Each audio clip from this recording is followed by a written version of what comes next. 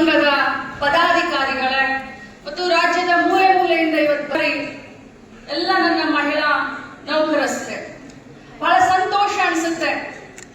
ಮಹಿಳೆ ನಡೆದು ಬಂದಂತ ದಾರಿ, ನಾನು ಭಾಷಣ ಒಂದು ಸ್ವಲ್ಪ ಜಾಸ್ತಿ ಮಾಡಬೇಕು ಅಂತ ನನಗೆ ಆಸೆ ಇತ್ತು. ಯಾಕಂದ್ರೆ ನಾವೆಲ್ಲ ಮಹಿಳೆ, ನಮಗೆ ಬೇರೆ ಜಾತಿ ಇಲ್ಲ, ನಮಗೆ ಯಾವ ಪಕ್ಷ ಇಲ್ಲ, ಮಹಿಳಾ ಜಾತಿ ಒಂದೇ. ಮಹಿಳೆಗೆ ಶಕ್ತಿ ತುಂಬಬೇಕನ್ನೋದು ಒಂದೇ ನಮ್ಮೆಲ್ಲರ ಕನಸು, ನಮ್ಮೆಲ್ಲರ ಉದ್ದೇಶ. ಮಹಿಳೆ ಅಂತಂದ್ರೆ ನನಗೆ ಬಹಳಷ್ಟು ಹೆಮ್ಮೆ.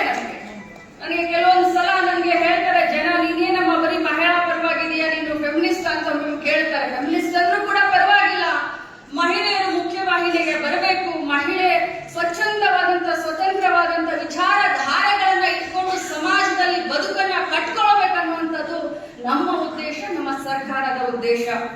ನಾನೆಲ್ಲ ನನ್ನ ಮಹಿಳಾ ನೌಕರಸ್ಥರ ಅಕ್ಕ ತಂಗಿಯರಿಗೆ ಹೇಳಲಿಕ್ಕೆ ಬಯಸ್ತೇನೆ, ಸರ್ಕಾರ, ಮಾನ್ಯ ಸಿದ್ದರಾಮಯ್ಯ ಸಾಹೇಬರ ಸರ್ಕಾರ ಇರಬಹುದು ಅಥವಾ ನಮ್ಮ ಕಾಂಗ್ರೆಸ್ ಪಕ್ಷದ ಸರ್ಕಾರ ಯಾವಾಗ ಬಂದಿದೆ, ಮಹಿಳಾ ನೌಕರಸ್ಥರಿಗೆ ಮತ್ತು ಮಹಿಳೆಯರನ್ನ ಒಳಗೊಂಡಂತ ಅನೇಕ ಕಾನೂನನ್ನ ಮತ್ತು ಯೋಜನೆಯನ್ನ ತರುವಂತ ಕೆಲಸವನ್ನ ಯಾರಾದ್ರೂ ಮಾಡಿದ್ದಾರೆ ಅಂತ ಹೇಳಿದ್ರೆ ನಾವು ಸ್ವಾಭಿಮಾನಿಗಳು ಗಟ್ಟಿಯಾಗಿ ಹೇಳೋಣ, ಅದು ನಮ್ಮ ಸರ್ಕಾರ, ಸಿದ್ದರಾಮಯ್ಯನವರ ಸರ್ಕಾರ, ಕಾಂಗ್ರೆಸ್ ಸರ್ಕಾರ.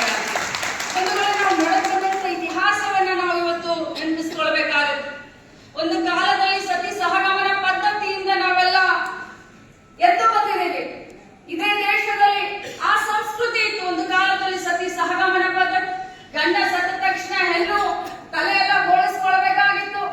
ಯಾವ ರೀತಿ ವನವಾಸವನ್ನ, ಯಾವ ರೀತಿ ಜೀವನವನ್ನ, ನರಕ ಯಾತನೆಯನ್ನ ಕಂಡಂತ ಈ ಹೆಣ್ಣು ಇವತ್ತು ನಮ್ಮ ಭಾರತ ದೇಶದ ಹೆಮ್ಮೆ ಮಗಳು, ಕರ್ನಾಟಕ ರಾಜ್ಯದ ಹೆಮ್ಮೆ ಮಗಳು, ಇವತ್ತು ಯಾವ ಮಟ್ಟಕ್ಕೆ ನಾವು ಮುಂದೆ ಬಂದಿದ್ದೀವಿ ಅಂತ ವಿಚಾರ ಮಾಡಿದಾಗ ಒಮ್ಮೊಮ್ಮೆ ನಮಗೆ ಮನಸ್ಸು ಅನಿಸುತ್ತೆ. ಆದ್ರೆ ಈಗಿನ ಪ್ರಸ್ತುತ ಕಾಲಘಟ್ಟದಲ್ಲೂ ಕೂಡ, ಅದರಲ್ಲೂ ನೀವೆಲ್ಲರೂ ಕಲ್ತವರು, ಸ್ವಂತ ಶಕ್ತಿಯ ಮೇಲೆ ಸರ್ಕಾರದಲ್ಲಿ ಯಾವುದೋ ಒಂದು ಉದ್ಯೋಗದಲ್ಲಿ ತಾವು ಕೆಲಸವನ್ನ ಮಾಡ್ತಾ ಇದ್ದೀರಾ, ಇಷ್ಟೊಂದು ಸಂಘಟನೆಯಲ್ಲಿ ಇದ್ದೀರಾ, ಬಹಳಷ್ಟು ಕಾಮನ್ ಸೆನ್ಸ್ ಇದೆ ತಮಗೆ, ಬಹಳಷ್ಟು ಕಲ್ತಿದ್ದೀರಾ.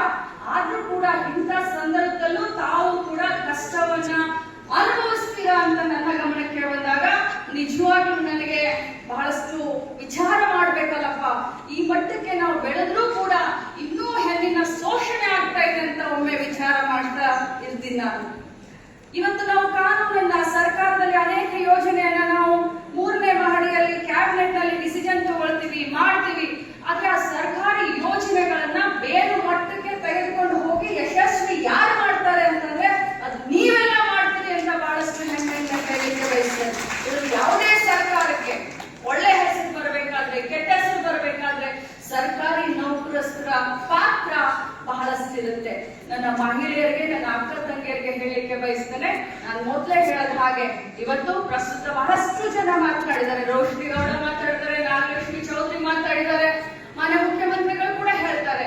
ಮಹಿಳಾ ಸಬಲೀಕರಣದ ನಮ್ಮ 5 ಗ್ಯಾರಂಟಿಯಲ್ಲಿ 3 ಗ್ಯಾರಂಟಿ ಮಹಿಳಾ ಸಬಲೀಕರಣಕ್ಕೆ ನಾವು ತೆಗೆದುಕೊಂಡು ಬಂದಿದ್ದೀವಿ. ಗೃಹಲಕ್ಷ್ಮಿ, ಶಕ್ತಿ, ಬಹಳಷ್ಟು ಅನ್ನಭಾಗ್ಯ. ಆದ್ರೆ ಅದರ ಜೊತೆಯಲ್ಲಿ ಮೊನ್ನೆ ನಡೆದಂತ ನಮ್ಮ ICDS ಕಾರ್ಯಕ್ರಮ 50 ವರ್ಷದ ಸ್ವರ್ಣ ಸಂಭ್ರಮವನ್ನ ಮಾಡಿದಂತ ಸಂದರ್ಭದಲ್ಲಿ ಹೊಸದಾಗಿ ಅಕ್ಕ ಪಡೆ ಅಂತ ಹೇಳಿ ಮಹಿಳೆಯರ ಸುರಕ್ಷತೆಗೆ ಆದ್ಯತೆಯನ್ನ ಕೊಡಬೇಕು ಅಂತ ಹೇಳಿ ಅಕ್ಕ ಪಡೆಯನ್ನ 31 ಜಿಲ್ಲೆಯಲ್ಲಿ ನಾವು ನಮ್ಮ ಇಲಾಖೆ, ಮಹಿಳಾ ಮಕ್ಕಳ ಕಲ್ಯಾಣ ಇಲಾಖೆ ಜೊತೆಯಲ್ಲಿ ಗೃಹ ಇಲಾಖೆಯ ಸಂಯೋಗದೊಂದಿಗೆ ನಾವು ಪ್ರಾರಂಭ ಮಾಡ್ತಾ ಇದ್ದೇವೆ.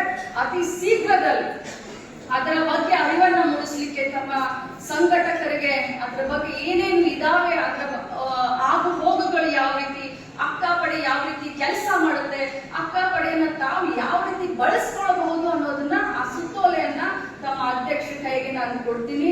ತಮ್ಮೆಲ್ಲರಿಗೂ ಅಭಿನಂದಿಸ್ತೀನಿ. ಇನ್ನೊಂದು ಮಾತನ್ನ ಹೇಳಿ, ಯಾಕಂದ್ರೆ 12 ಗಂಟೆಗೆ ನಮ್ಮ ಕ್ಯಾಬಿನೆಟ್ ಮೀಟಿಂಗ್ ಇತ್ತು. ಆದ್ರೆ ಮಾನ್ಯ ಮುಖ್ಯಮಂತ್ರಿಗಳು ನೋಡಿ, ಉಪಮುಖ್ಯಮಂತ್ರಿಗಳು ಡೆಲ್ಲಿಗೆ ಹೋಗಿದ್ರು ಯಾವುದೋ ಒಂದು ಖಾಸಗಿ ಕಾರ್ಯಕ್ರಮದ ನಿಮಿತ್ತ. ಏರ್ಪೋರ್ಟ್ ಇಂದ ಸೀದಾ ನಮ್ಮ ಕಾರ್ಯಕ್ರಮ ಬಂದಿದ್ದಾರೆ ಅಂತಂದ್ರೆ ನಮ್ಮ ಮಹಿಳೆಯರು ಕೊಡುವಂತ ಒಂದು ಮರ್ಯಾದೆ. ಅದರ ಜೊತೆ ಮಾನ್ಯ ಮುಖ್ಯಮಂತ್ರಿಗಳು ಕ್ಯಾಬಿನೆಟ್ಗೆ 5 ನಿಮಿಷ ಹೆಚ್ಚು ಕಡಿಮೆ ಯಾವ್ದಾದ್ರು ಮಂತ್ರಿಗಳು ಬಂದ್ರೆ ವಾಚ್ ಕೊಡ್ಕೊಳ್ತಾರೆ, ನಮ್ಗೆಲ್ಲರೂ ಕ್ಲಾಸ್ ತಗೊಳ್ತಾರೆ. ಆದ್ರೆ ಇವತ್ತು ಸ್ವತಃ ಮುಖ್ಯಮಂತ್ರಿಗಳು 45 ನಿಮಿಷ ತಡವಾಗಿದ್ರು ಕೂಡ ಸುಮ್ಮನೆ ಕೂತ್ಕೊಂಡಿದ್ದಾರೆ ಅಂತಂದ್ರೆ ಮಹಿಳೆಯರಿಗೆ ಕೊಡುವಂತ ಗೌರವ, ಆದರ, ಸನ್ಮಾನ. ಒಂದು ವೇಳೆ ನಾವು ಯಾವತ್ತಿಗೂ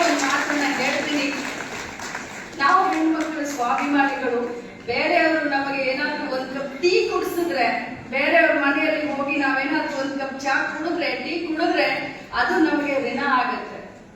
ಯಾವಾಗ ನಾವು ಅವ್ರನ್ನ ನಮ್ಮ ಮನೆಗೆ ಕರೆದು ಟೀ ಜೊತೆಯಲ್ಲಿ ಉಪಮಾನ ಕೊಟ್ಟಾಗ ನಮ್ಮ ಋಣ ಕಡಿಮೆ ಆಗುತ್ತೆ ಅಂತ.